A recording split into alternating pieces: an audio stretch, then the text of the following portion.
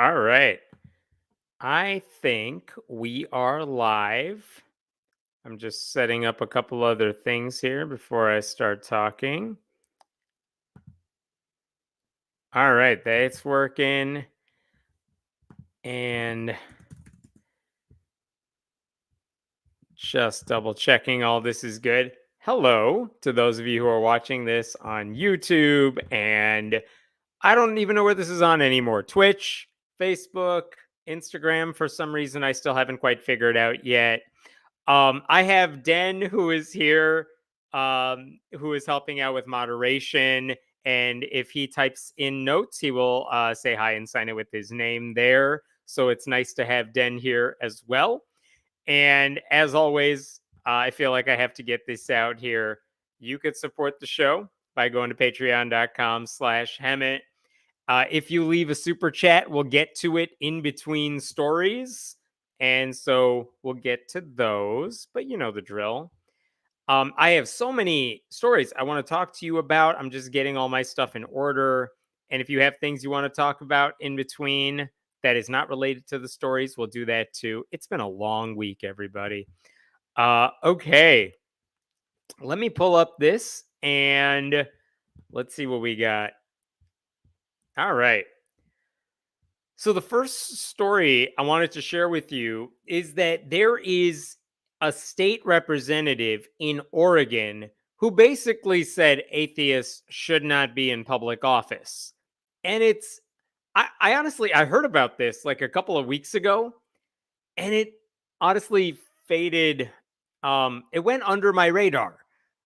I didn't think it was a big deal of a story because that seems to be the sort of thing so many politicians, so many Republicans say all the time, that atheists have no business in public office. But the reason I wanted to talk about this one is because this guy actually seems to be getting backlash for it, which I rarely see outside of like our circles.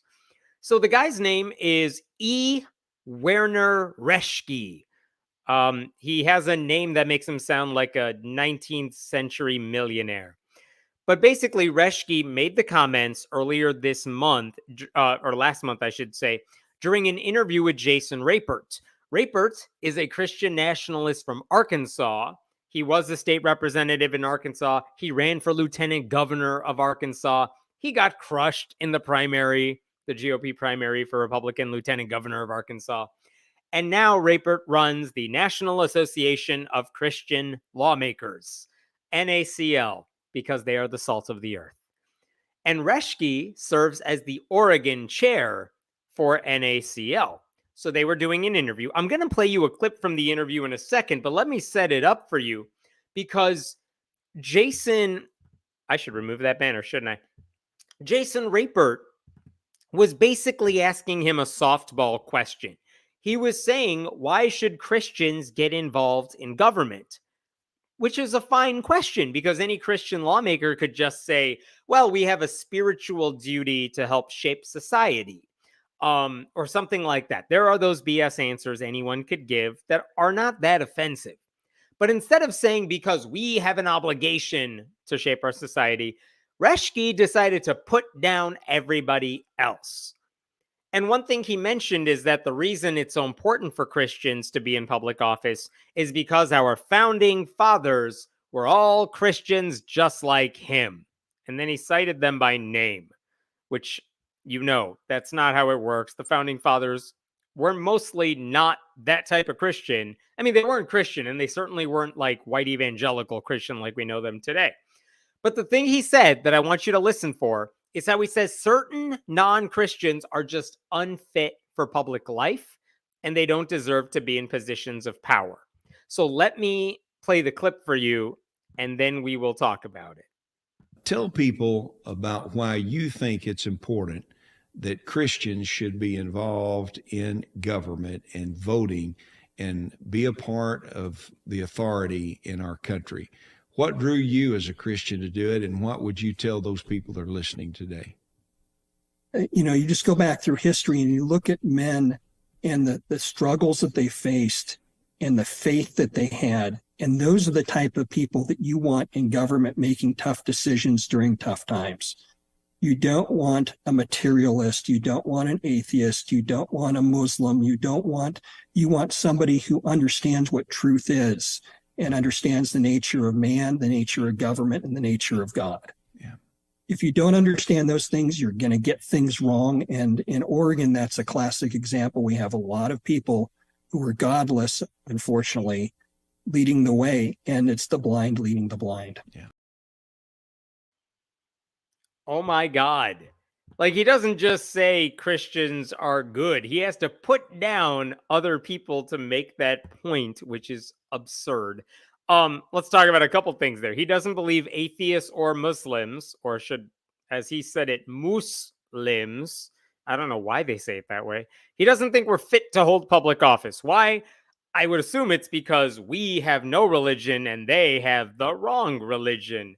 And he didn't hesitate to say that. He's so comfortable saying that out loud to someone like Jason Rapert. Why?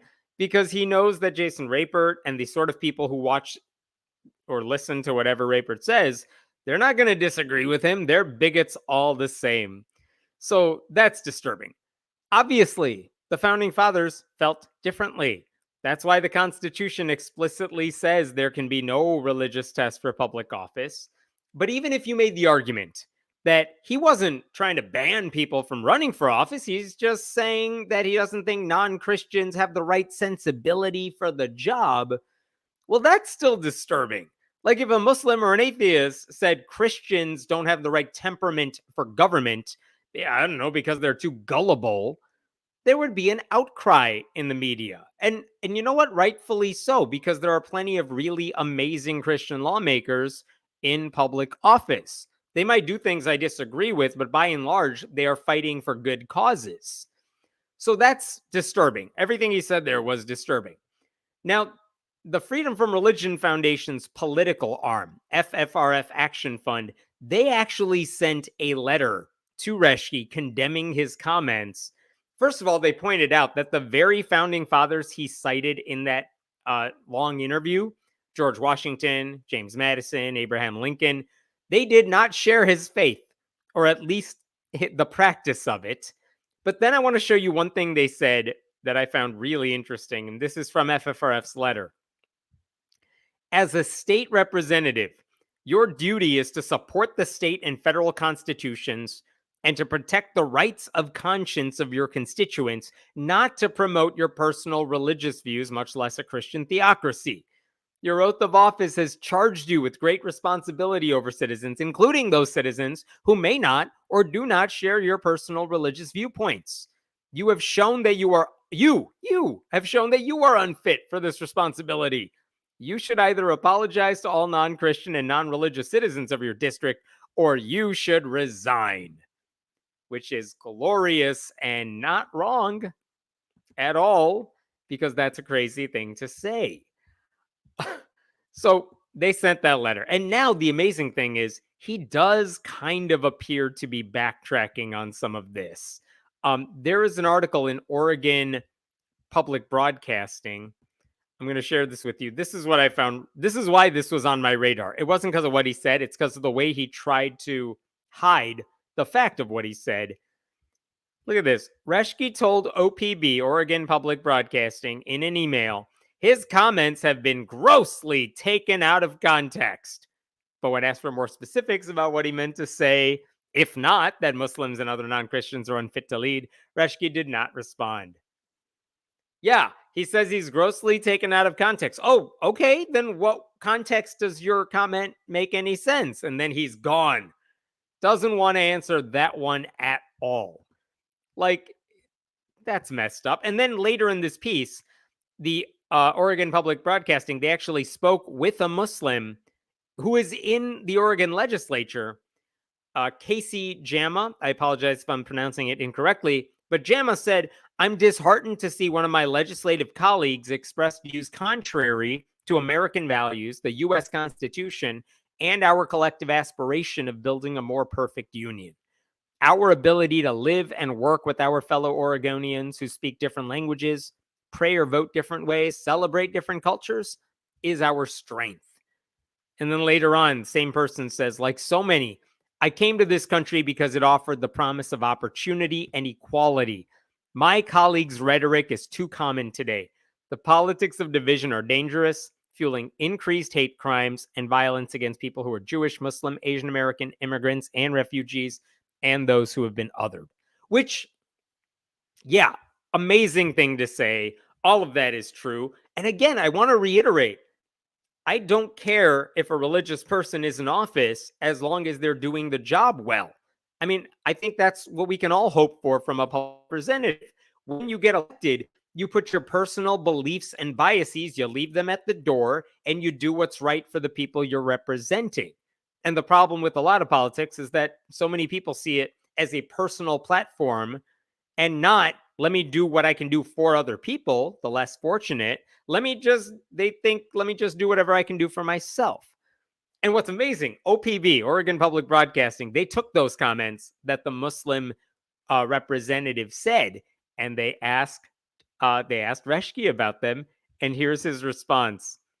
I believe Senator Jama is qualified to be a senator, as well as any other currently serving legislator duly elected by the people or appointed by county commissioners. Like, he backtracks so fast when a Muslim said, hey, I'm in the office next to you. I work with you. I'm here. And then he's like, oh, I mean, you're fine. I meant everybody else who's just like you, apparently. So, like, this guy, like, if you're going to be a bigot, have the courage to stand up to the certainty of your bigotry. He responded with all the sincerity of a kid who got caught stealing cookies from the cookie jar. Like, I know my hand is here, and I know you see it. But of course, this is a bad thing to do. I don't know. Which is it, though? This is what I want to know. Was he lying to Jason Rapert in that interview? Because he sure didn't sound like he was lying to Jason Rapert. Or is he lying now that he's been caught saying something stupid?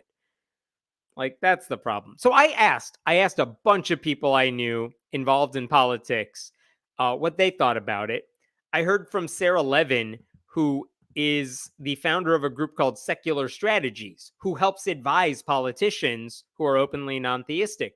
She said his remarks demonstrate how dangerous Christian nationalists are to our democracy because they treat atheists and Muslims like inferior or second-class citizens.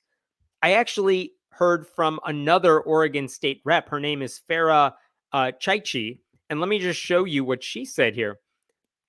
I am concerned for the people in my district and across Oregon who identify as members of the communities targeted by those remarks. We serve in the people's house, and the people need to feel welcome to come to their house and advocate for the needs of their communities. A statement like this sets back trust and goodwill that's been built with communities that have been historically marginalized. There's another comment I got. You could see right below here. This is from Christiana De Leon, who is actually running for the Washington state legislature. She's also a board member of a group called the Association of Secular Elected Officials. And look at what she said. Not only is he poisoning the discourse on what it means to have democratically elected representation, and not only is he the tip of the iceberg of anti-Muslim and anti-atheist bias, but actions like his are why atheists, Muslims, and essentially anyone who isn't a white Christian nationalist have been sounding the alarm for years on how this kind of hostile language seeps into policy with serious consequences. And again, all these people get it. All of these, the Muslims that we are speaking to here, the atheists who are in public office, all of them are saying the same thing, which is judge us by what we do. Because we are fully capable of putting our personal beliefs aside to do what's right for the people we represent. It's the Christian nationalist Reschke who seems totally unable to do the right thing because he's guided by his God, right? And I was thinking about something. This whole story raised an interesting memory because a few years back, there was a Harvard professor who tweeted that it was totally sensible that a couple of states, like 7 states, some states, I should say, forbid atheists from either holding public office or serving on juries. And all of those states, those laws that are written in their constitutions, they are unenforceable. We have Supreme Court decisions that override those things. but it's really hard to like erase something from a state constitution, even when it's been overruled. So the laws are still on the books, even though they don't count. And this professor of Harvard in like 2020, he tweeted that those archaic laws made sense because atheists, quote, can't be trusted to keep an oath. And when he said that, another professor at Harvard, this is Charles Silver, a professor of law, he wrote an article for the Harvard Crimson where he responded to that. And I want to show you one thing that he said here. This is what he said. Even at a university whose students detest bigotry and discrimination, a faculty member who accuses atheists of immorality bears no greater risk of being condemned than one who speaks out against, say, abusive husbands and neglectful parents. And he goes on, this attack on atheists also implies that religious individuals can be trusted to uphold oaths. But if that's so, I'm going to paraphrase here, why the hell did all these Republicans and Christians, why did they ignore their oaths when Trump was getting impeached for the first time? The GOP is the party of religion, he writes. Republican office holders typically wear their religious affiliations on their sleeves. Yet instead of upholding the Constitution and judging Trump's culpability objectively as their oaths required, they frustrated the investigation, rigged the process in his favor, and ignored the evidence entirely. And I think that is a fair point. Like, if you're so hung up on atheists can't live up to an oath, which is what Reschke is saying too, it's like, well, who do you think is upholding it? Because it's not people like Reschke. It's people who just do whatever they think their religion wants them to do. And that should disturb everybody. And here's the other part to this that I found really, really interesting. I take it back. I think I'm just the hypocrisy of what he wrote there is so obvious. It's not that atheists deserve to be in government or that devout Christians cannot be in government. It's that argument suggesting atheists can't hold office because we don't believe in a higher power. It implies that religious believers are inherently responsible and obedient. And if there's anything we've learned over the past several years, if not longer, it's that the most pious members of Congress or state legislatures are the most cruel, inhumane people in the country. Not all of them, but a hell of a lot of them. And the more cruel they are, the more easy it is to believe they are identifying with some religious faith, right? Those people love making public proclamations about their faith, then turning around and defending corruption and cruelty at every turn.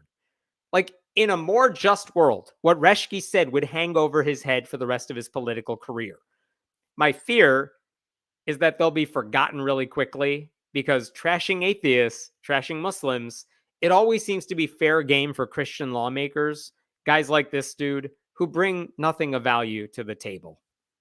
But I think it should hover over his head for a long time because this is a horrible thing he said. He deserves to have to really apologize for it. Not just kind of like do a half-assed, well, my buddy here is cool in the legislature now that he's talking about how horrible I am, but everyone else is bad. Like, that's not the way to go about this.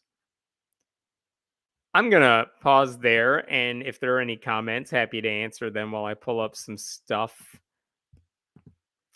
Let's see. Romans 13:1 tells Christians to stay out of government. It never said to rewrite the government. Yeah, right? And here's the thing. I agree that Christians can run for office. It's fine if they do. I just wish they would have more of a social justice bent to what they're doing, because that's what Jesus did, as opposed to cherry picking the worst elements of the Bible, then extrapolating from it whatever they want done to refugees trying to cross the border, for people struggling in Gaza. Like, they never care about those people. They just want to inflict as much harm as they can to the most marginalized people in the world. So, very disturbing. How would Christians feel if atheists said religious people should not serve in public office because they don't have the truth? That's not my position, just meant to highlight the double standard. I agree. And not just an atheist, but like, imagine if Richard Dawkins, as the famous atheist, what have you, said, no, Christians shouldn't be in government because they believe in nonsense and it's ridiculous that we allow Christians to be in public office. Like, he wouldn't say that, I don't think. God, I hope not these days. But also, that would be horrible. It would be condemned. It should be condemned because that's ridiculous. Like, I have voted for Christians in every election I've ever voted in. because the ones I voted for are generally good at what they do. And they've proven me right every time. I'm lucky to have politicians who are actually pretty good. So I don't know. I don't have a problem with it. I'm wondering why this guy has a problem, why Reschke has a problem with it. It seems to me that if you rely on religion for your morality, you just put yourself on autopilot and don't really think about the issues. I mean, that's a fair point. Isn't that what the criticism of religious morality is? If you need God to be good and you can't be good without God, then what happens if you have religious doubts? What does that say about your morality, that you are fully incapable in your mind of doing the right thing unless a voice in your head told you to do it? That's ridiculous. And so, I mean, we can make the argument that secular morality is stronger than a faith-based one, but I'm not even making that argument. But it's ridiculous for a Christian lawmaker to say my morals are better, therefore we need to make sure other religious people that I don't like shouldn't have any business in public office, and people without my morality shouldn't be in public office either. That's insane. This is why more atheists need to run for public office. People like this would love nothing more than to bar us from doing so. Hey, I'm all for it. My buddy Herb Silverman from South Carolina, he ran for governor, like I think it was in the early 90s maybe, but he basically ran for governor. He wasn't going to win, but the campaign slogan was candidate without a prayer. And basically he wanted to highlight how the South Carolina Constitution forbid him from running for office, even though it's unenforceable, because that was a point worth making. And again, here's the upside. I keep tabs on this every 2 years when they do federal elections. And there have been more and more openly non-religious people running for state and federal office. And the number keeps rising every year. I'm sure at some point closer to November, I'll update that spreadsheet for 2024. But there are a lot of atheists running for office. If you are a progressive, you can go to a place like Run for Something and learn how to be a candidate. But that's the thing. Get involved in electing people. Run for stuff locally, because, conservative Christians love running for school boards and city council races because no one's paying attention to those. And when they take over, it gives them a platform to do really horrible things. So yes, I agree, Spencer. More atheists should run for public office. Oh, thank you, Robin, for the super sticker. I think that entitles you to some special emoji. All right. I'm going to move on to a different story here that, let me see if I could pull this up. Okay. This is a continuation of a story I started talking about. It may have been last week. It may have been the week before. But let me remind you that Idaho has something in their constitution here that's called the Blain Amendment. And we're going to read some of this because it is important. But basically, if you're not familiar, a Blain Amendment is a failed amendment to the U.S. Constitution that would have said no taxpayer dollars can be used to support religion, religious schools, religious ministries, things like that. It was in 1875. It did not get into the U.S. Constitution. However, 37 states have adopted their own state-level versions of the Blain Amendment. And the thing you're looking at behind me here, this is Idaho's. And you could see this is in their state constitution. It says at the top, Section 5, sectarian appropriations prohibited. And what it says is the legislature, cities, counties, school districts, whatever, you can't give any public funding, no money will go to any church or sectarian or religious society or any religious purpose or school or anything. You can't use it for religion. You can use it for like health facilities for whatever reason. That's the exception to the rule. Otherwise, you can't use taxpayer money to promote religion in any way. And that's a good law. Like, that's how it should be.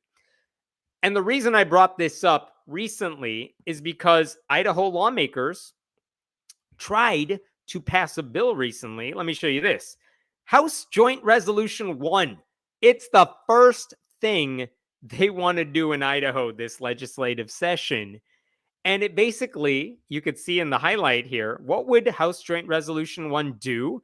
Well, it proposes an amendment to the state constitution to repeal the prohibition on sectarian appropriations. They want to go back to the state constitution, and they basically want to erase that whole bit. They want to get rid of Section 5. That's what this bill would do. Now, because this is a change to the state constitution, 2/3 of the Idaho House needs to pass this bill. 2/3 of the Idaho Senate needs to pass this bill. Then it would go to voters, and like 50% of voters would have to pass this bill. So this is where we left off like a couple of weeks ago. That's what they were trying to do. And this is why I got excited, because on Tuesday recently, this bill was being discussed in front of the House State Affairs Committee. And this is the sort of committee hearing where people can, and they say, I'm for it. Let me make a 2-minute speech about why I'm for it. Or I'm against it, and here's why I'm against it. And I was happy to see that there was a Satanist who had signed up to deliver public comments. But to my surprise, this Satanist said they were for the House Joint Resolution 1. They wanted to repeal the Blain Amendment. And that seemed wrong. Why would a Satanist want to repeal the Blain Amendment? Don't we want church-state separation? Well, I'm going to show you what that Satanist said. I think you'll get a kick out of it. Their name is Rowan Astra. And again, this is the public comments portion where you get 2 minutes to say whatever you want. So here's what Rowan said. Enjoy. Rowan, state your name and who you represent. We'll give you 2 minutes today for public testimony. Hello, my name is Rowan Astra. I represent Satanic Idaho. I'm here to support this. Personally, I'm excited about the ability to truly represent religious plurality, which is a value that's upheld in Idaho and the United States of America. So I look forward to the opportunity to be able to start a satanic K-12 performing arts school and being able to have access to the same funds that any other religious school would have. And with that, I'll end my testimony. That right there. That is amazing. That is either brilliant trolling or just an awesome plan for the future, right? They're saying they want the state taxpayer dollars in order to open up a satanic K-12 school, which is awesome. I also like this tweet, or whatever we're calling them these days, responding to that statement. We Satanists are very excited to bring a range of ideas and philosophies to Idaho's youth: critical race theory, gender sciences, and a fully stocked banned book library. Yes, do it. That would be glorious. That sounds fantastic. Now, I will also tell you that the lawmakers didn't say anything after Rowan spoke, but a few minutes later, they did hear testimony from a woman named Catherine Hartley, who is a lawyer for the right-wing Pacific Justice Institute. And Catherine Hartley also supports the Blain Amendment, but for all the wrong reasons. I'm sorry, I should say she supported the Blain repeal for all the wrong reasons. But there was a lawmaker, Vito Barbieri, who questioned what she thought as a lawyer about what Rowan Astra just said. Basically, he said, if we pass this repeal and it's successful, would that mean we have to give equal distribution of public funds to Satanists and others? And what did Hartley say in return? She said, if you pass this repeal, it would allow any religious group to utilize any benefit that's offered by the state. Generally speaking, she said, yes, it would be open to all faiths. She did add that there was a loophole, like if the state felt that giving money to a certain group was really concerning for big reasons, like they were concerned about something else, that bar is really high. But if you can meet it, there is a way to prevent that from happening. That's called strict scrutiny. It's a very high bar. But otherwise, she said Satanists could have access to that money. Yeah. Basically admitting that what Rowan was asking about was legitimate. And that disturbed Barbieri. That seemed to disturb the other Republicans. And I want to show you this.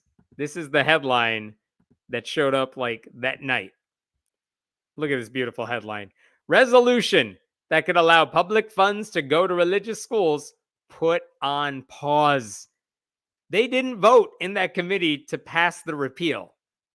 I don't know if they had the votes, but this is amazing. Look at this. Representative Joe Palmer, a Republican who made the motion to hold the legislation so that it couldn't get passed, said he supported it, but he had technical questions that he couldn't get answers to at the moment. He didn't elaborate on the questions, and he wasn't available for questions following the meeting. That is amazing. Did he hold up the legislation because of the Satanism concerns? I don't know. But it clearly clogged up what could have been an otherwise straightforward vote. I actually asked Rowan Astra, do you think the testimony that you gave helped steer the bill off course? And Rowan told me, quote, I believe in a small way, yes. And honestly, I tend to agree with all that. So the Blain repeal is not dead. It's temporarily delayed. They could vote on it tomorrow for all I know. But as it stands, they're right to delay it. I'm sure Republicans are hoping this repeal effort just kind of goes away because they don't want to deal with it. Because the Idaho Constitution is correct on this matter. The Blain Amendment is correct here. There's no reason for lawmakers and voters to undo it because it's a fine law as written. They don't need taxpayer money to go to religious places and just make things worse for everybody, while also giving taxpayer dollars to fringe is the wrong word, but smaller religious groups. And by the way, if you allow taxpayer dollars to go to religious groups, you're going to start seeing voucher programs that a lot of states have now, where they siphon money away from public schools so that they go to private religious schools. And that would be horrible too. I will stop there and take any questions. She's trolling, but also throwing it in their faces and being honest that that's what she wants. Right? That was my take on it too. Go Rowan. Not just for potentially trolling, but for telling them there will be consequences if you pass this. And honestly, even if the satanic group never does anything, there are other groups that will absolutely take advantage of this in ways that will not help students. They won't help public school students, and they may not even help their own students. I'll take, I see a question. I'll take Q&A on this story or in general.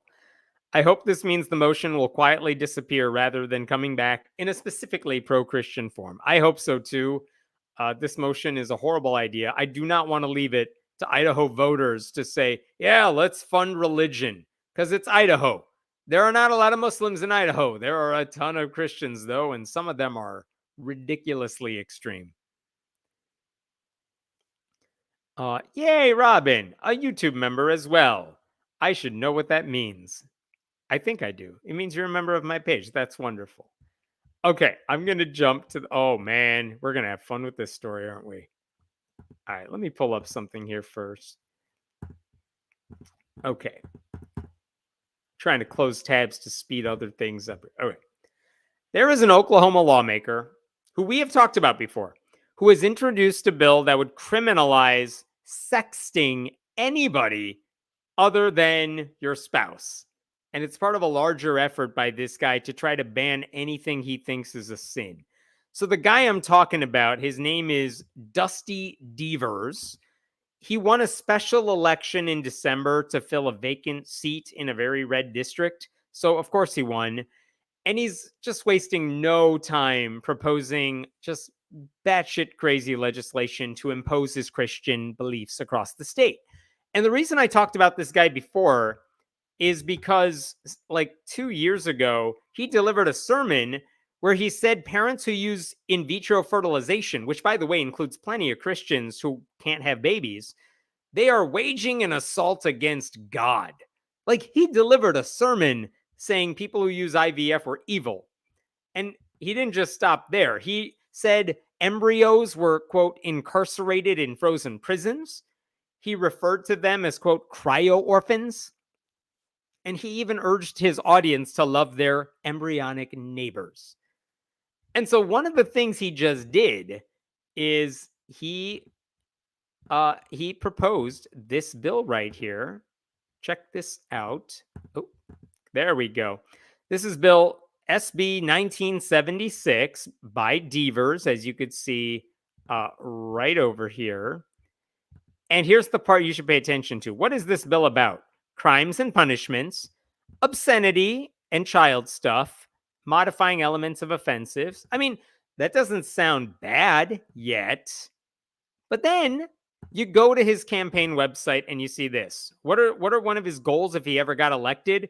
Abolish pornography. He says few things have ravaged the spiritual health of our nation and our state like pornography. In Oklahoma, I believe we can do even more to protect our families from degenerates who seek to push their smut even onto our kids. Like, the hell's going on in Oklahoma, man? That is not how people use that stuff in regular ways.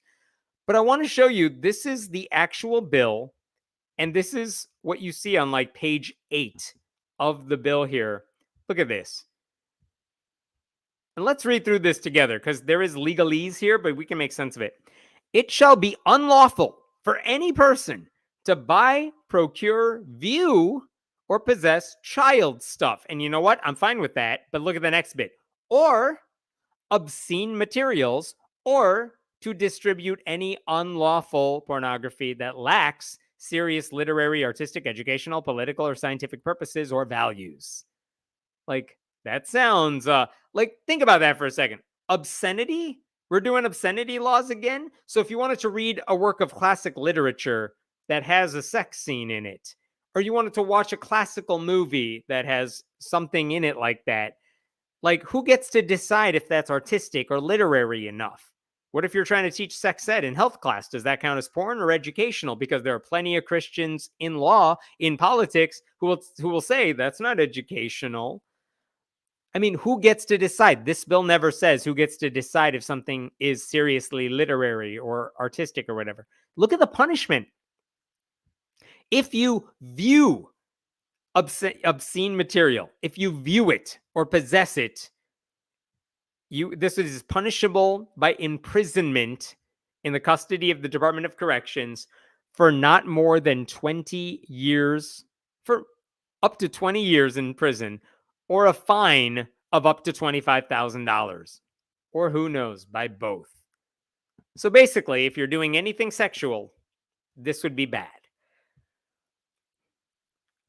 There is another part in this bill where it says just about anyone can file a lawsuit against someone who produces or distributes depictions of those acts. It's like a Texas-style bounty law, which means if you sue someone because you think they watch porn or they view porn or whatever, they possess it, and you're successful and that person is put behind bars, you could get a reward for up to $10,000. I'm sorry, at least $10,000 for every image or depiction produced or distributed within the state.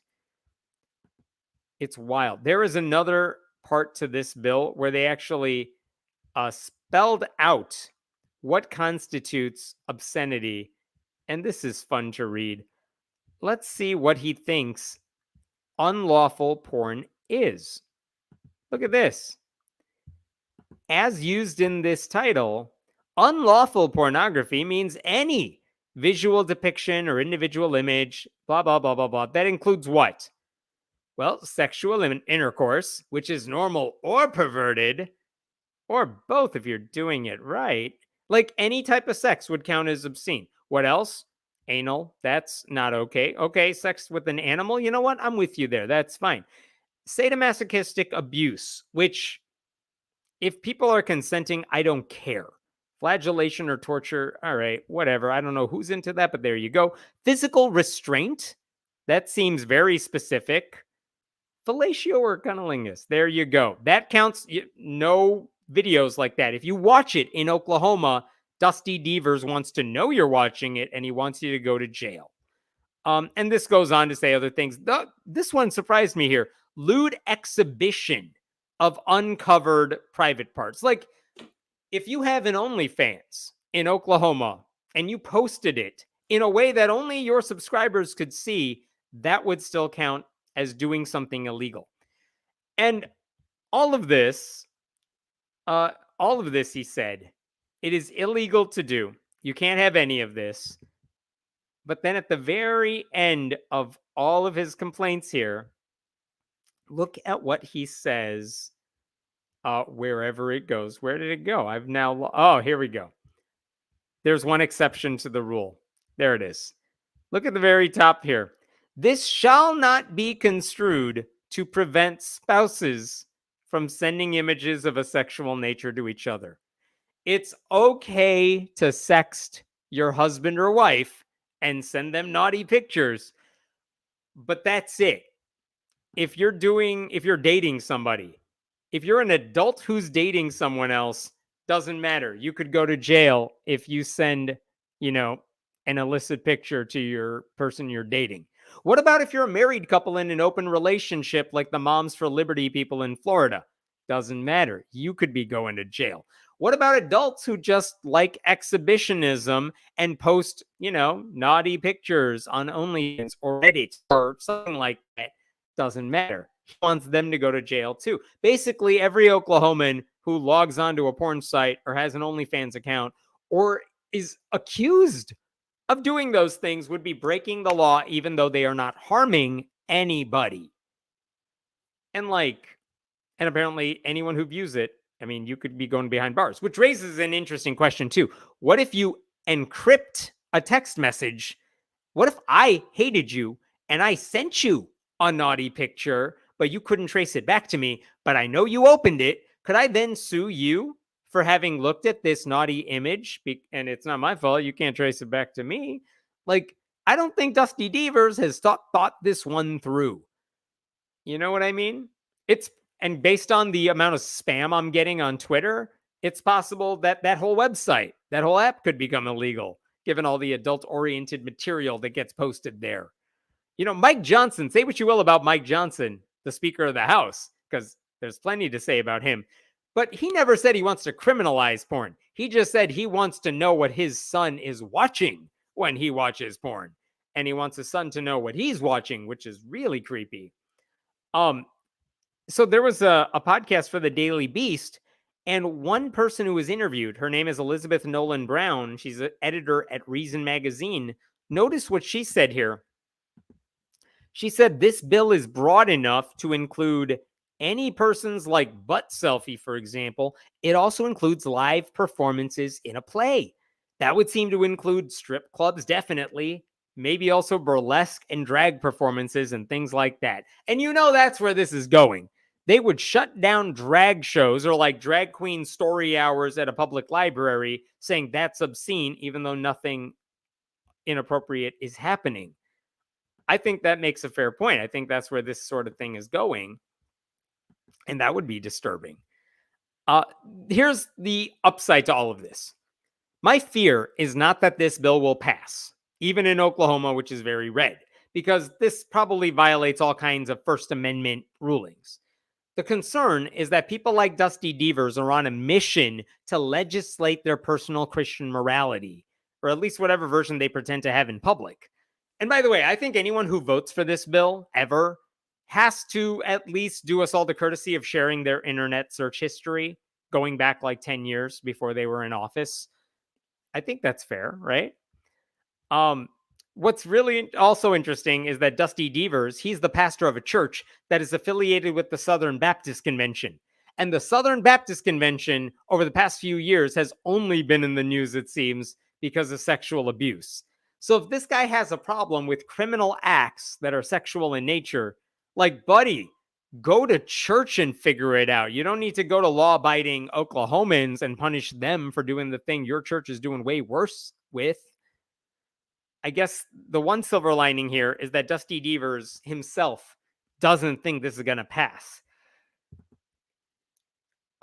He did an interview last week on a podcast, and he basically explained that he doesn't believe his own bill is going to get anywhere, and it's so fun to watch. So check this out. This is Dusty Devers on a podcast. What's the likelihood of them getting passed?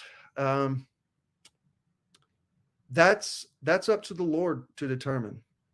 I am just trying to be faithful, and I've been told that leadership is not going to sniff out. They're not even going to come close enough to smell these bills. They're not going to be appropriated to committees. If they are, I'm going to be mocked and shamed.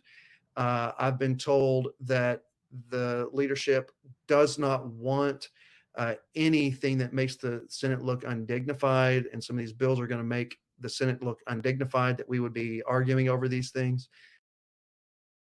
Oh, buddy, You're in Oklahoma. You're in the Oklahoma Senate. I promise you, it is already undignified. It is not a model anyone should be aspiring to. It sacrificed its dignity a long time ago. But it's kind of nice to know there are some lanes that, like, even Oklahoma Republicans won't cross. So this bill isn't getting anywhere, I don't think. But it's very disturbing that a lawmaker still filed a bill to try to criminalize something that isn't even a crime, doesn't hurt anybody. I will stop there for a little bit and take any questions while I pull up some stuff here.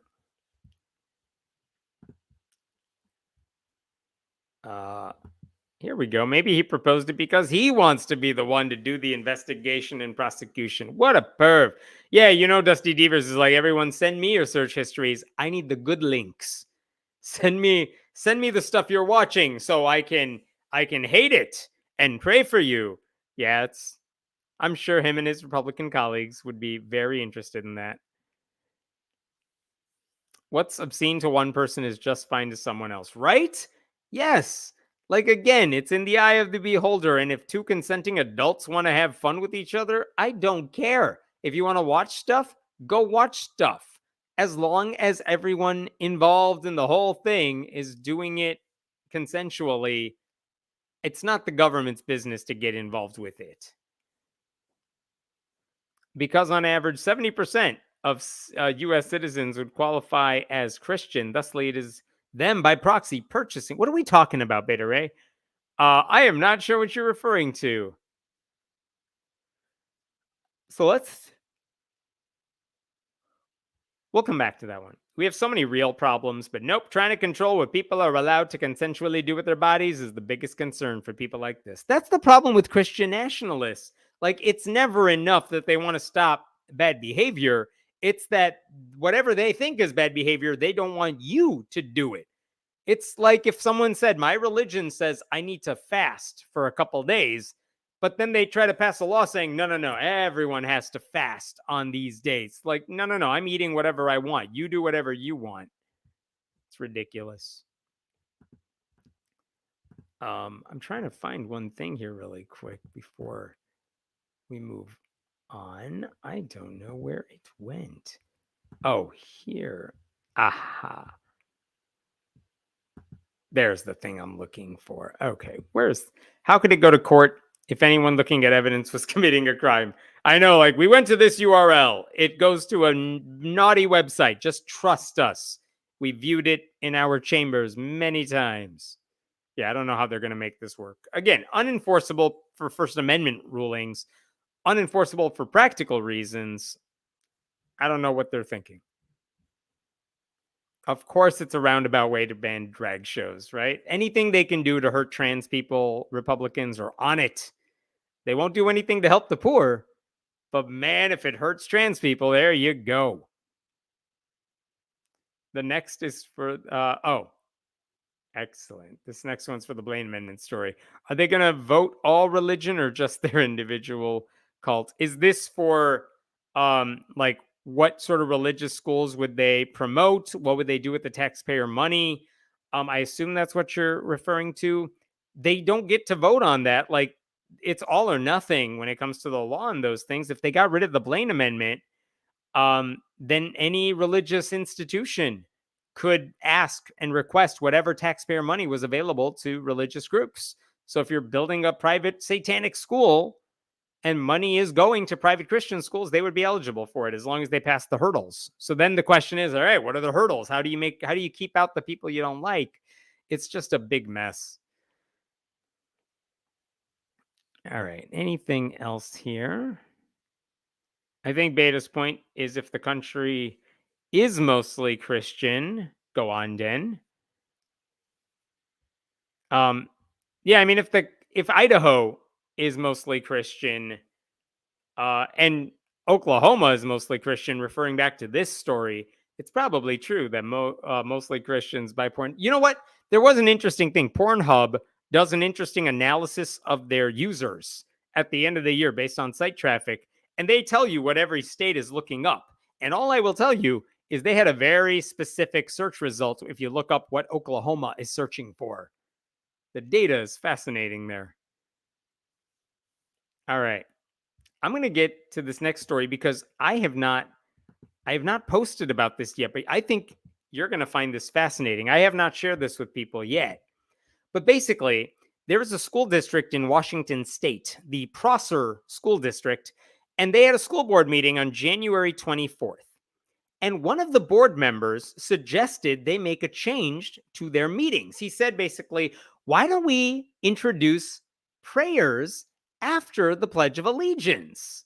The guy's name is Frank Vermolm, and he made it clear like he would find it helpful. And oh, you know what, you guys? He would be glad to lead everyone in prayer too. And I'm going to play you this clip to show you what he is saying. You can't really see the people. They're very minuscule here, but you can listen to what this board member was saying, and then we'll talk about it. Just something I was going to bring up because we don't get to, all the board members don't get to talk except for here.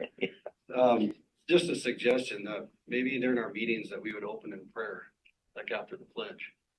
And, you know, I'd be willing to lead it. And I just think there's a lot of things, a lot of issues that we as a school district, a community even, you know, I think we could use some divine intervention. So just a thought, and like I said, I would be willing to lead it, so. Well, I think that's a great idea. That's a great idea. Since when? Like, what the hell? No, that's a horrible idea. But I think what you heard there is, you know, he chimes in. He's saying it would be helpful. We as a school district need divine intervention. Like, you know what that means? That means the school board is not doing its job if you need divine intervention, because your job as a school board member is to fix the school district. So he's telling on himself right there. And then he's like, oh, by the way, I will lead the prayers. And he actually says later in that segment that pastors have already reached out to him saying they would lead the prayers. And you know they're all Christian. That's what this is about. It's trying to get Christian prayers at school board meetings. So another school board member you heard at the end of that clip say, I think that's a great idea. A third school board member suggested they all take turns reciting the prayer.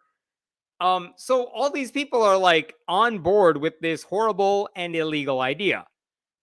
But this is where the story changes, because even though none of the criticisms crossed this guy's mind and he wanted to impose his faith on everybody else, and he wanted to waste time at a school board meeting to do something all these people can do back home, you know who did catch him on this and who did call him out on this? 2 students who happened to be at that school board meeting because they represented their high schools. You're going to hear from them in just a second. But one of the girls' names is Yoshimi Garcia, and the boy's name you're going to hear is Noah Dempsey. Let me show you what they said right after this discussion, because it will warm your heart to hear what these students said. All right. I think, Yoshimi, do you have a question? I don't think that religion should be brought up in school. So I don't think that should happen. I personally am atheist, and I don't think that should happen. So I think that there are a lot of people with different religions, and I think that'd be disrespectful. I would tend to agree. I think that should be something that's excluded. I mean, there's already enough controversy when it comes to saying the Pledge of Allegiance. Why bring more controversy into something that doesn't need it? That'd be my 2 cents on that. And I would say that if that was a decision you would want to make, that you would also need to consider bringing in those who would be willing to say a Muslim prayer, a Buddhist prayer, a Catholic prayer, any or all of the above. It's amazing. The 2 people you heard there, they were on the far left, and I think third from the left there. Those were 2 students, not school board members. I know it's a little hard to hear there, but they were saying, the girl said, I personally am an atheist, and I think there are a lot of people with different religions in the schools. I think it would be disrespectful, she said. The guy chimed in to say he agrees and that there's enough controversy involving the Pledge of Allegiance, and he's right, because that's a dumb thing to say. Why bring more controversy into something that doesn't need it?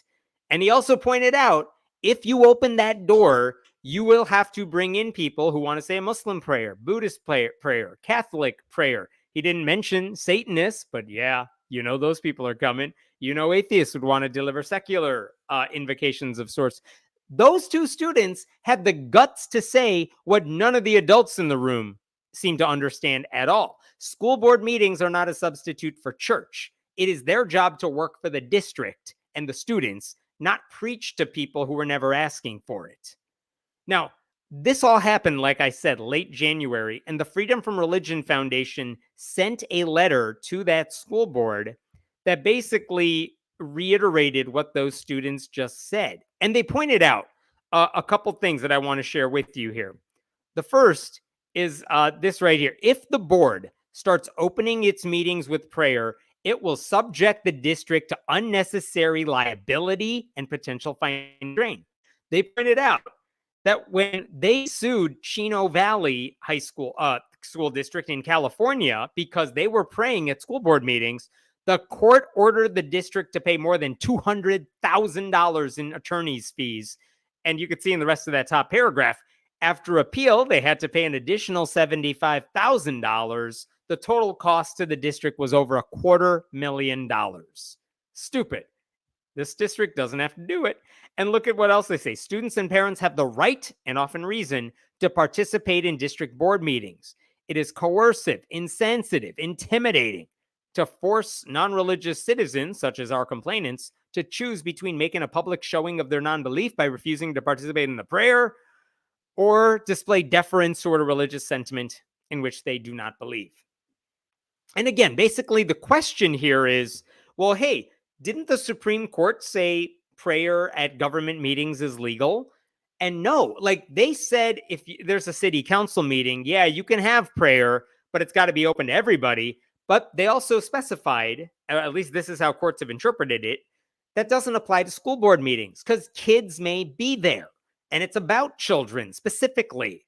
And so because of that, the case law is not on the school district side. It doesn't say that just because you can have prayer at government meetings, that applies to school board meetings. That is not how it works.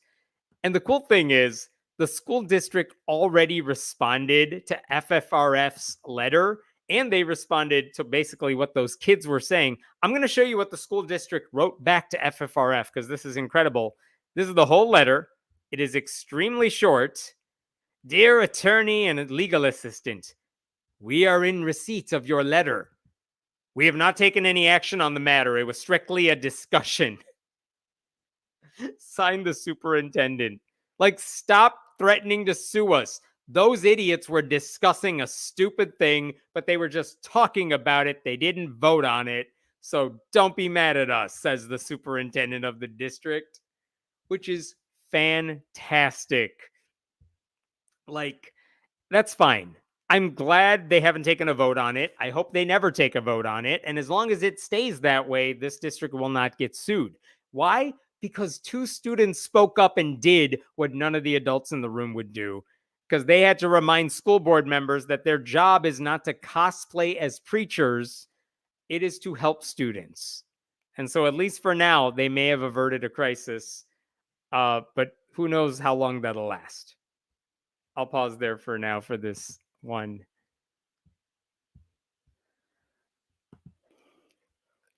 Oh, it's been a long day, you guys. What questions do we have here? Oh, great students, right? I want to like give a high five to these students for what they are doing because it's just really inspiring in so many ways. Where did that go? There we go. Students being the grown-ups in the room. Yes, they are awesome. Again, they've not read their book. Matthew chapter 6. Is it? Yeah, it's like verse 6, 7. I can't remember if that's the right one. But basically, you're not supposed to pray to be seen. The Bible says, Jesus says, like you're supposed to pray in quietly, in secret. That's the idea. So it's kind of ridiculous that they want to make a big showing of their public prayers.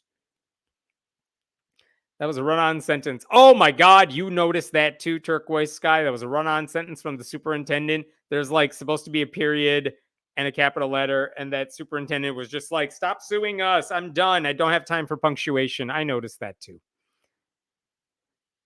He's not wrong. I live in Ireland. They refer to Catholic as a religion, not a denomination. In conversation, it's somehow magically separate from Christianity.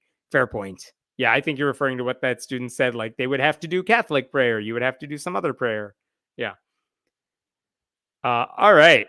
I am going to get to the next story here. Okay, here's the question for all of you. Can a public school fly a Christian flag outside the building if students are the ones who want it there?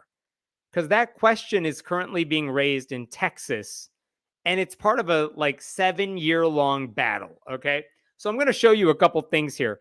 In 2017, the La Pointe Independent School District in Texas, they have 3 flags outside their building.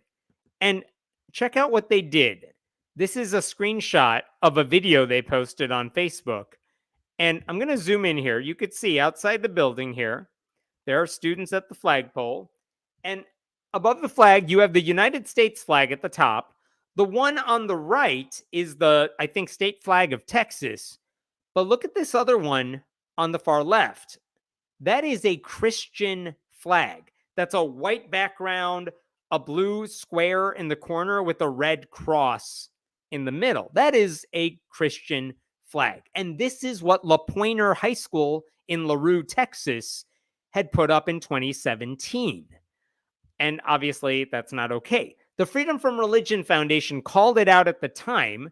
They pointed out the obvious things like, listen, by putting up a Christian flag, it's exclusionary. It turns non-Christians and non-believing students into outsiders, all that stuff. But FFRF said that's not our only problem, because as they go down this list, they say, wait a minute, here's another thing you posted on your school's Facebook page in 2017. See you at the poll. It's a picture of the 3 flags. See you at the poll, if you're not familiar, is like an event where a bunch of Christians meet before school. It's student-led. They say we're going to gather around the flagpole and all pray together. To what end? No end. It's a really dumb activity. But whatever. The kids can do whatever they want to do. What the school district should not be doing is promoting it. So FFRF called that out. They also called out the fact that this school promoted a baccalaureate ceremony, which is like the Christian version of a graduation ceremony, full of prayers and whatnot. And again, if parents and students want to do a baccalaureate ceremony, that's their right. The school cannot promote it. So FFRF knew all of this. They called it out back in 2017, and that's very, very important and good. So how did the school district respond at the time? Well, I can tell you how they responded. First of all, the Christian flag was taken down to avoid the lawsuit. That's good. And then a bunch of students are like, well, you know what? If you won't let us have our Christian flag in front of the school, we're all going to put Christian flags on our pickup trucks because it's Texas.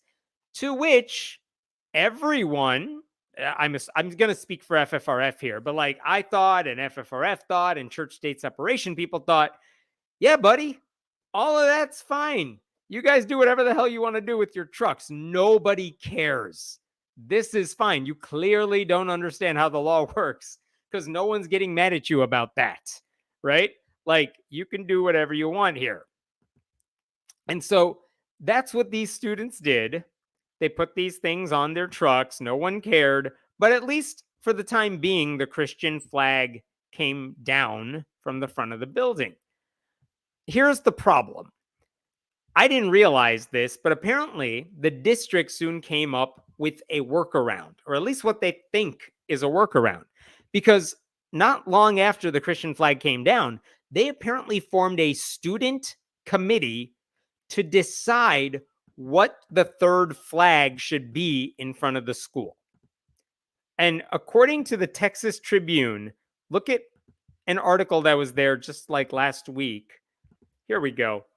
The Christian flag has returned.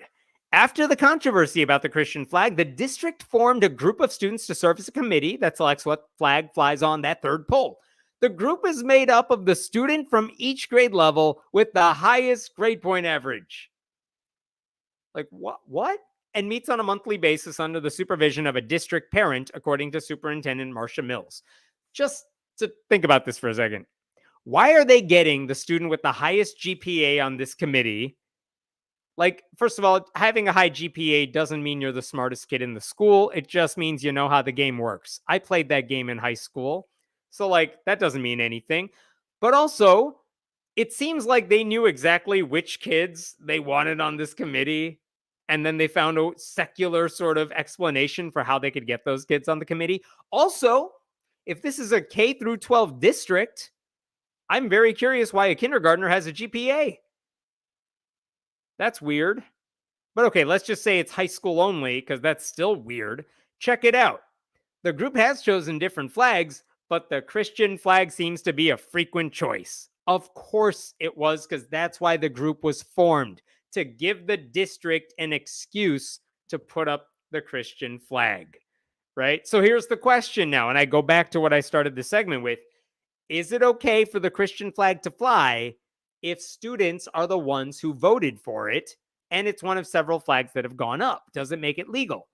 Again, arguably no. Because consider this for a second. In a place like LaRue, Texas, very rural Texas area, it has a very heavily Christian population.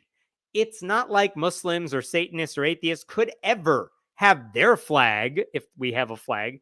They would never have the votes to put their flags into the mix.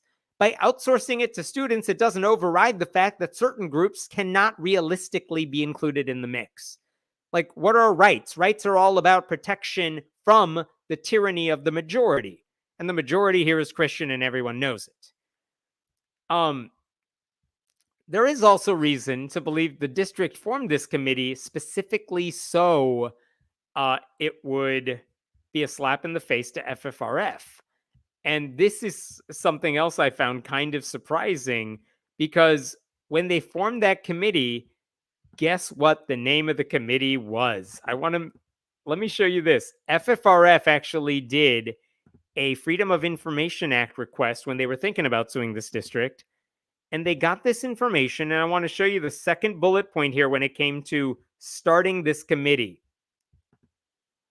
The Flyers Freedom of Rights to Fly, FFRF, is a 7-member group which consists of the student with the highest GPA in grade 6. Sorry, not kindergarten. I don't know why a 6th grader has a GPA, by the way. But okay, look at the acronym for the committee. The Flyers Freedom of Rights to Fly. It's not even a good acronym, but they kind of they made it FFRF. Why? Because we're sticking it to the atheists who don't want the Christian flag to fly. They're basically admitting their petty little whatever you want to call it. And they couldn't even think of the words to make up for those letters. So, will they file a lawsuit over this at FFRF? I don't know. The appetite to fight Christian nationalism in a place like this is bound to be small. One thing I was disturbed by in the Texas Tribune article was this passage near the end. Back in East Texas, there does not appear to be enough concern over the flag for students to mount such a battle, to wage a lawsuit. Parents in the district say they are in support of the Christian flag and do not know of anyone who is upset about the religious symbol. I believe in Jesus Christ, and I would not let my children go to school somewhere that does not believe in Jesus Christ, said some lady who has 3 kids in the district. I support the flag 100%. Of course you do, lady. Like, all these people who are your neighbors because you live in a Christian bubble, of course you don't know anyone upset by the symbol. I'm sure you don't know a lot of people, period, who think differently from you at all. But this kind of raises the point of why it would be very hard to file a lawsuit. Who in the community would want to be the point person for a lawsuit like this? Because you can imagine the backlash that person would have to deal with, and that's a scary prospect. So I don't know what's going to happen. I am disturbed by the fact that they may have found a workaround for this Christian flag. And the reason I say that is, oh, by the way, one other thing this crazy lady said a second ago. I believe in Jesus Christ, and I would not let my children go to school somewhere that does not believe in Jesus Christ. How does a school believe in Jesus Christ? It's a public school. I don't know what that means. Lady with 3 kids doesn't make any sense. I don't get it. Here's the thing, though.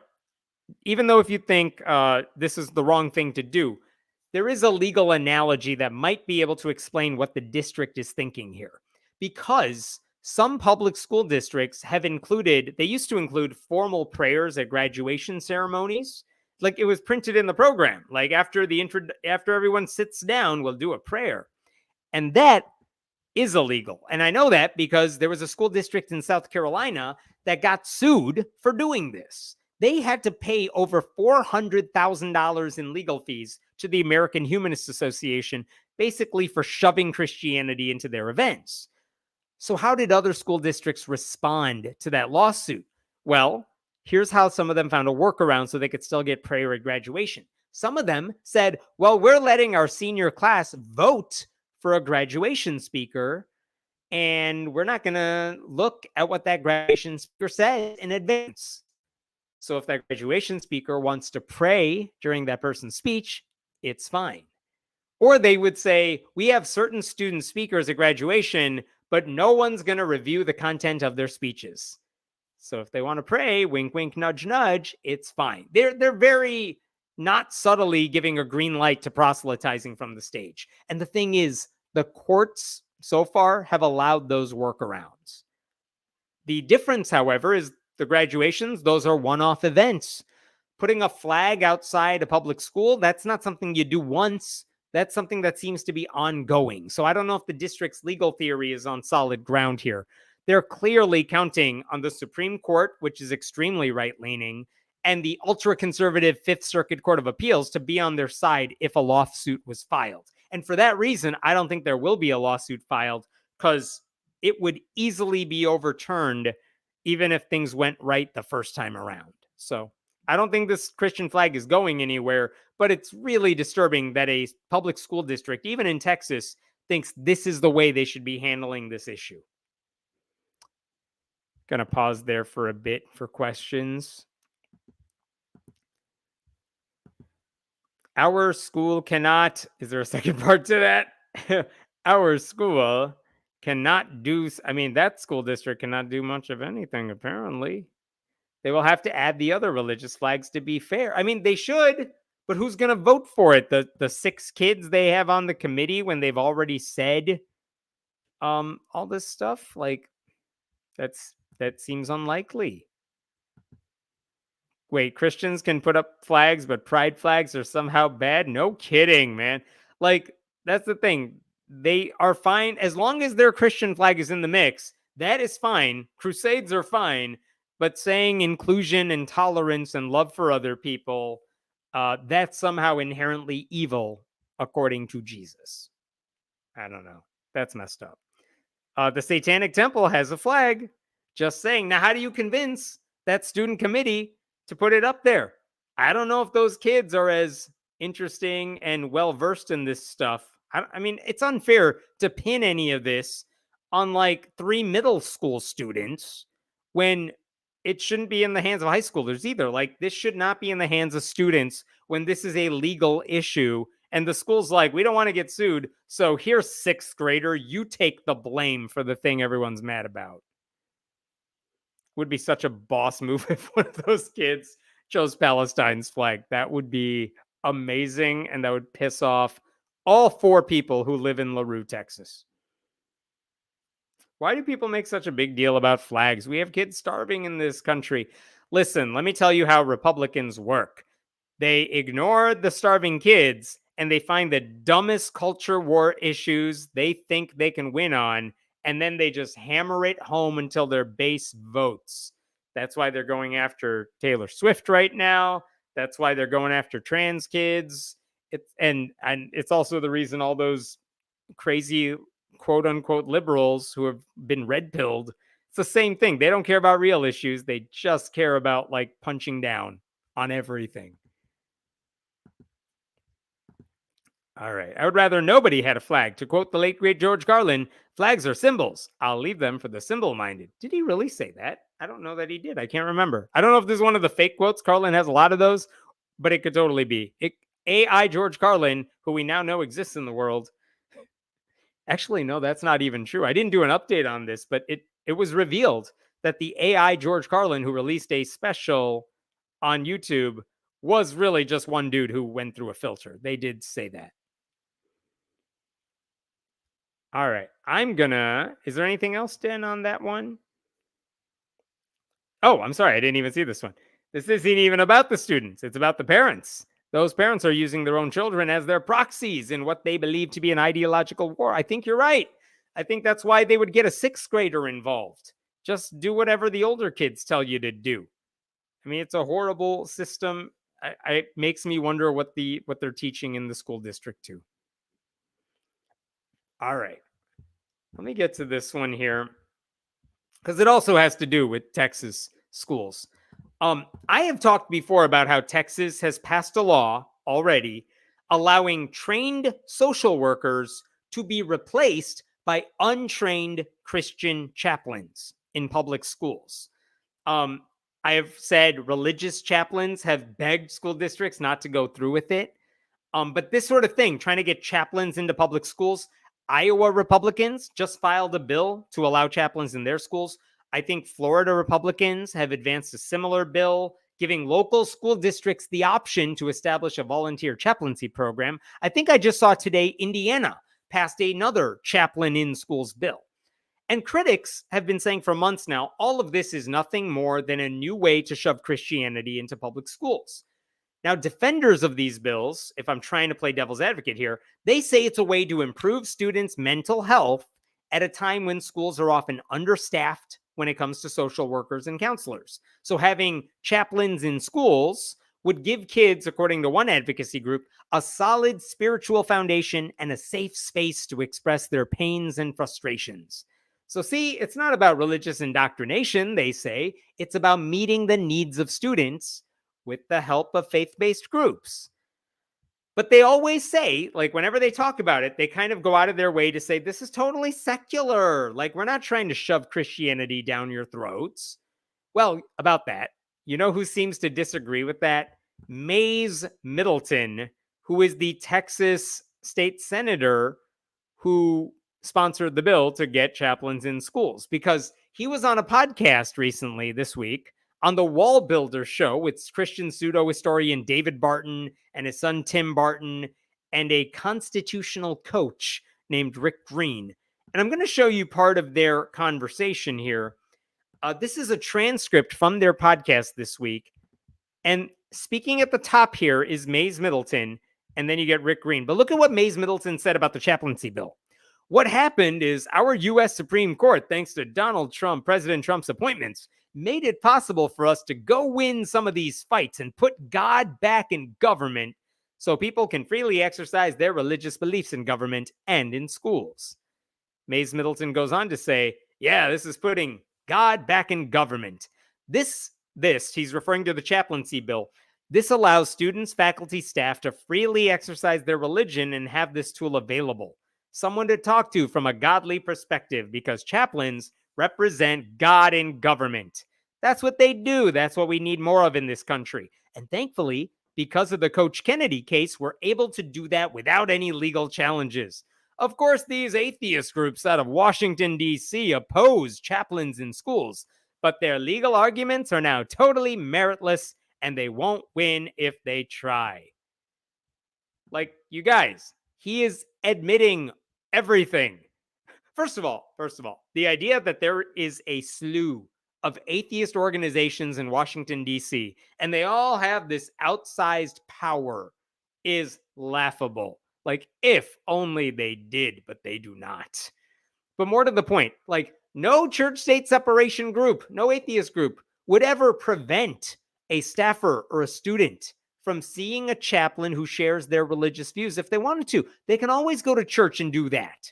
What they can't do and shouldn't be allowed to do is use government resources to advance their personal religious agenda. That is what this bill, this now law, does.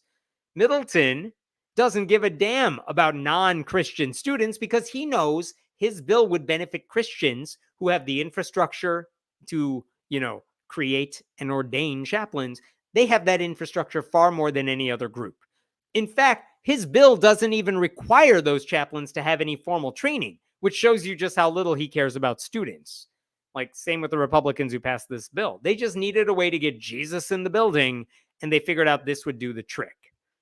By the way, later on in the interview, Mays Middleton said, schools have been worse off ever since prayer was taken out of our public schools in the 1960s. It wasn't. He's lying. He doesn't know what the law does. Like, that's not what happened. They said mandatory forced prayers are not allowed in public schools anymore. But if you guys want to pray in school, you could still do it. Kids can bring a Bible to school if they want to. It's fine. No one's stopping them from praying. Mays Middleton is very much like a Steve Bannon type here. He just floods the zone with faith-based bullshit in order to win over gullible Christians who don't know any better. And he also, by the way, has filed multiple bills to bring Bible readings to public schools and to do away with all kinds of church-state separation barriers. And he pushed all those bills for the same reason he pushed this one. He really does believe that the church, and his church specifically, should dictate state policy. And unfortunately, Texas Republicans don't have the courage to say no to this guy. I will stop there. I have one more story after this, but I'll take questions here.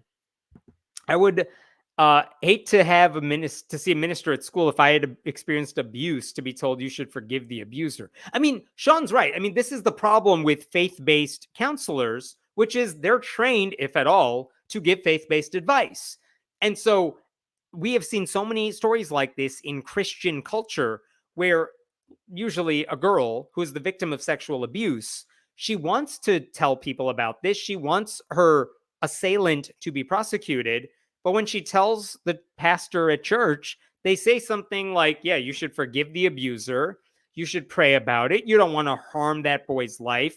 Or more likely, what were you wearing? Why did you make him lust after you? As if it's her fault.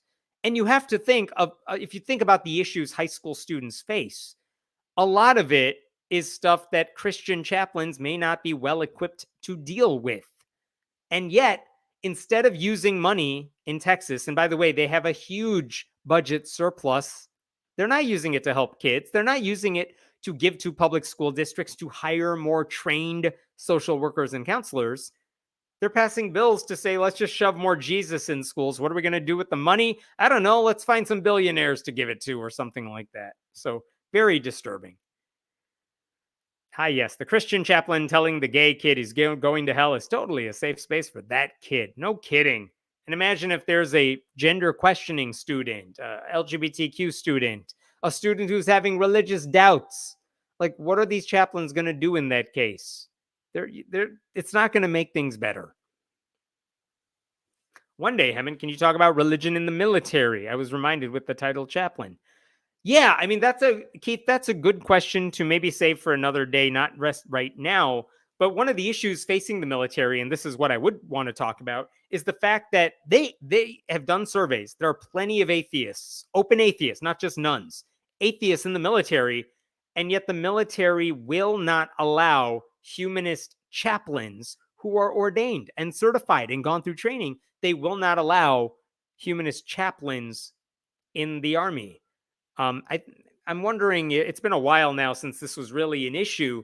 Maybe they let one person in a while ago, but like, if you look at statistics that say the percentage of non-religious people in the military compared to the percentage of non-religious chaplains in the military, it goes from like a sizable bar to like nothing at all. And it's very troubling. There are groups that call out military religion specifically, which is great because the military does a lot of stuff integrating with Christianity, even though the rules are stricter in the military. But it's scary when you realize the government is dealing with Christian nationalism. The last thing we want is our military to do that too. Does this counselor have to report abuse, or is it then a religious thing that can be hidden? Ooh, that is a good question. That's like the Mormon brotherhood. Like, what do Mormon bishops do if they hear claims of abuse? Because they're not obligated to report it. If you're a Catholic who's taking confession, if you're a priest taking confession, you don't have to report abuse.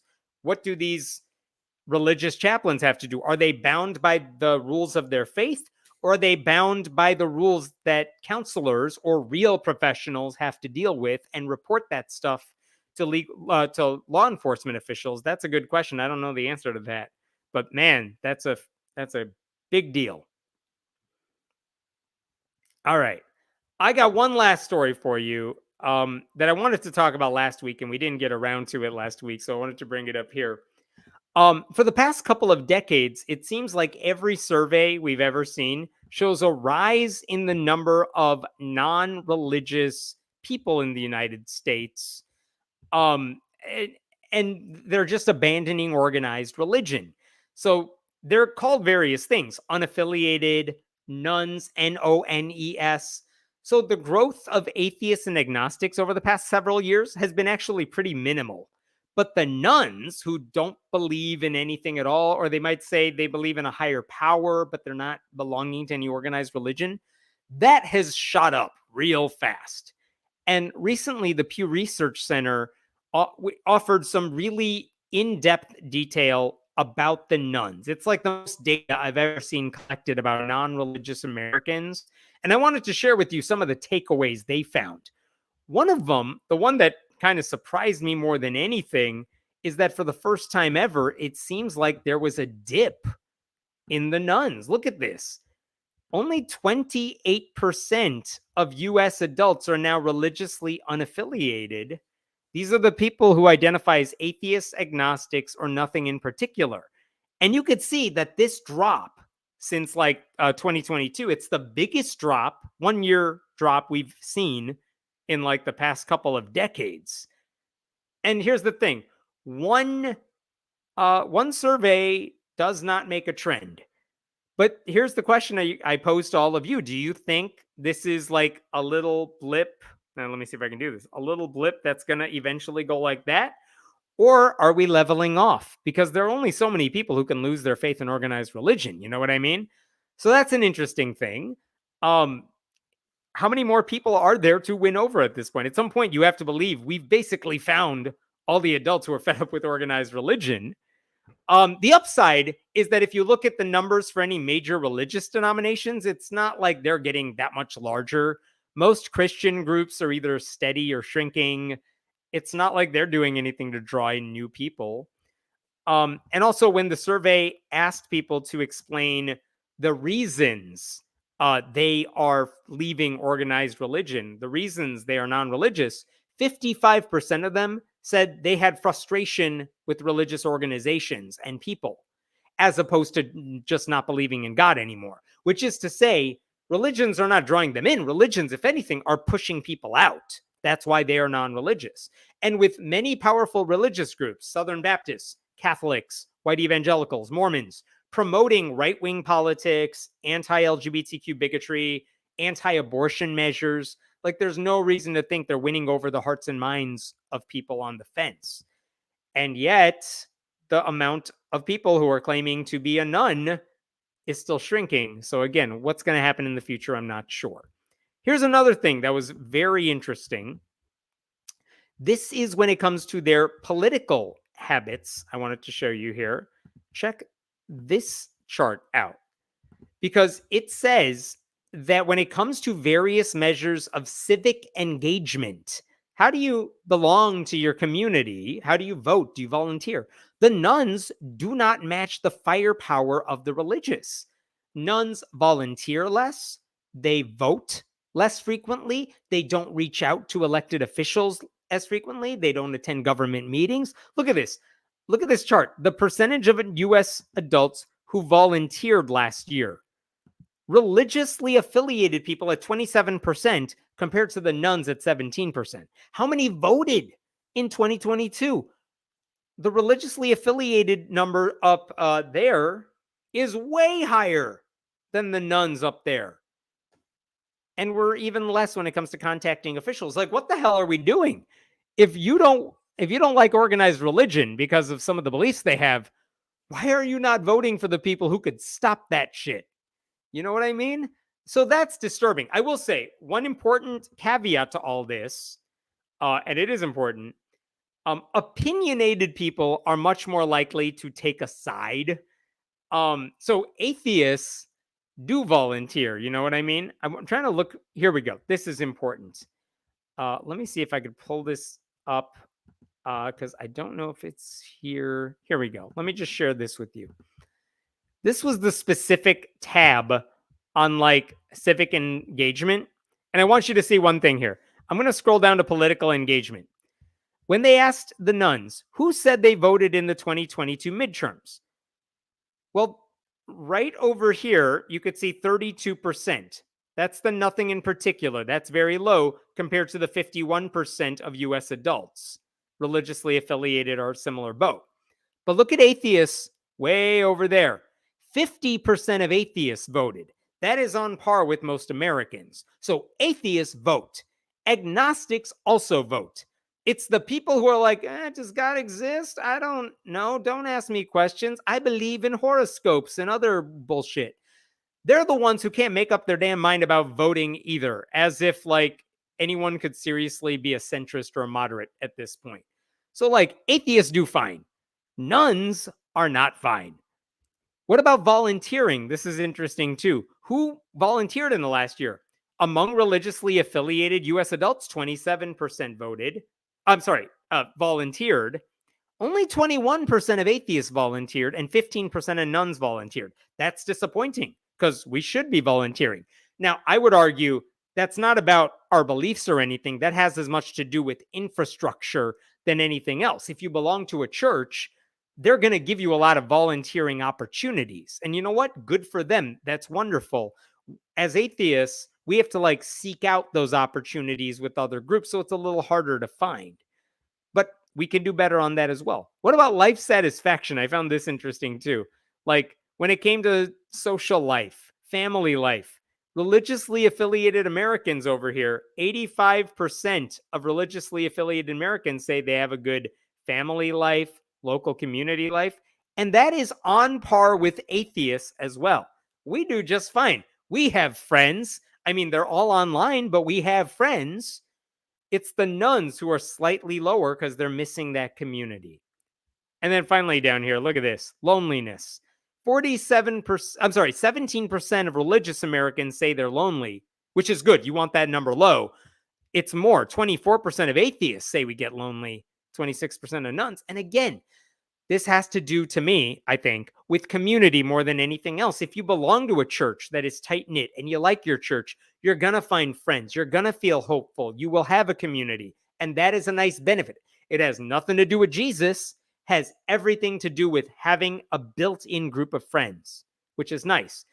Atheists, people who leave organized religion, you miss out on that. That's a tough thing to duplicate when you don't have the glue of God to bind it together. But maybe if you have groups that form in other ways, you are still part of some community. But anyway, I found that interesting about the nuns. Another thing that could be interesting here, the nuns, if you wonder where are they going to go, what are they going to become? Because they're not going to be nothing forever, right?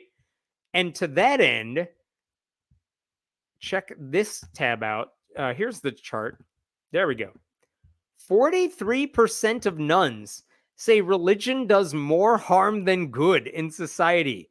This is amazing to me. Of the people who left organized religion, 43% on the right here say religion does more harm than good. 41% say they're about the same. Only 14% of the nuns say religion does more good than harm in our society, which makes me think that's a silver lining, that a lot of those people who are on the fence, who say, I don't believe in something, or maybe I do, but I don't want to define it. It seems like they're closer to our beliefs about religion than the religious beliefs about the goodness of religion. And I find that somewhat optimistic right there. That's a good sign. And the last thing I want to show you here is that it seems like the morality of the nuns makes a lot of sense. Oh, here we go. Look at this. 83% of nuns say their desire to not hurt people is the key to them deciding the difference between right and wrong. So, like, which of the following is important, very important, extremely important when it comes to making your decisions about right and wrong? How do you decide what good is, right? And look at the number one answer.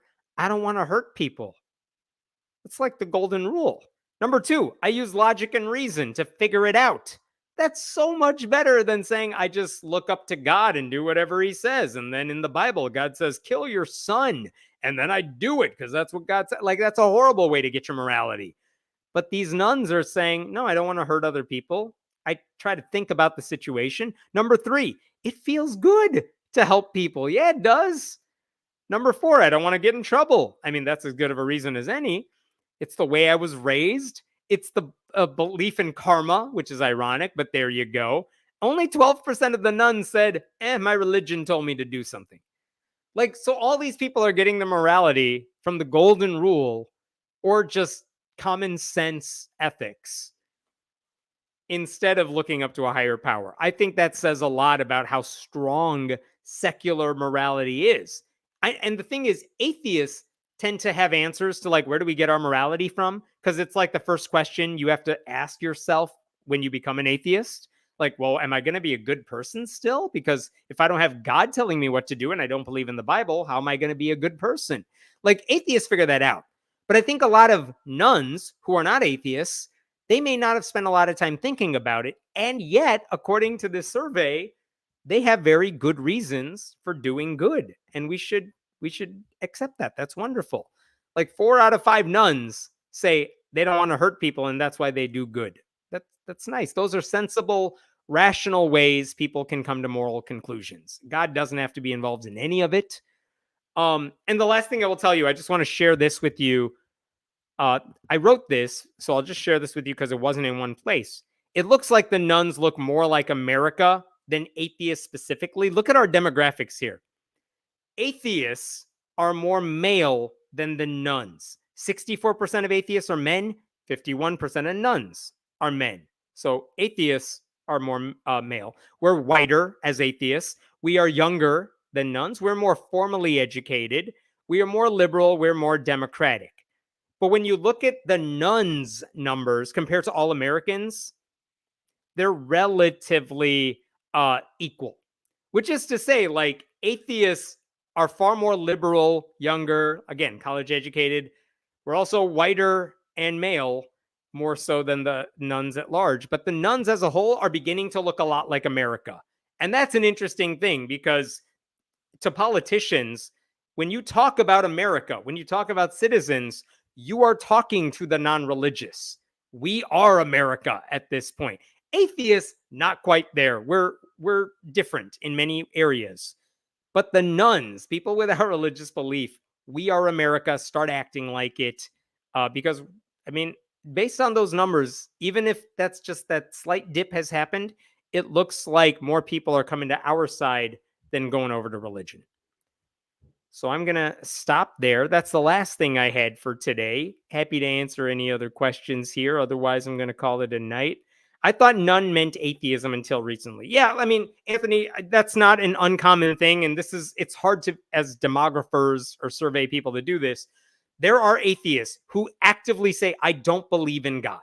There are agnostics, and the way they define it is like, I don't know if I can answer that question.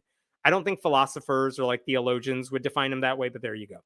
And then the nuns are these people, because it's a growing number of people who say, like, well, are you Christian? And they're like, no. Do you believe in a higher power? Maybe. Do you not believe in a higher power? Like, they don't have solid answers, but they don't feel like they could fit into a religious label. And they don't think they're strong enough in the sense of, like, I don't have a strong enough belief about God one way or the other to call myself an atheist. So they just say, I don't belong to any of those groups. So they are categorized in none. It doesn't mean they call themselves nuns, but the survey people are like, where do we put all these people? Well, let's just group them together.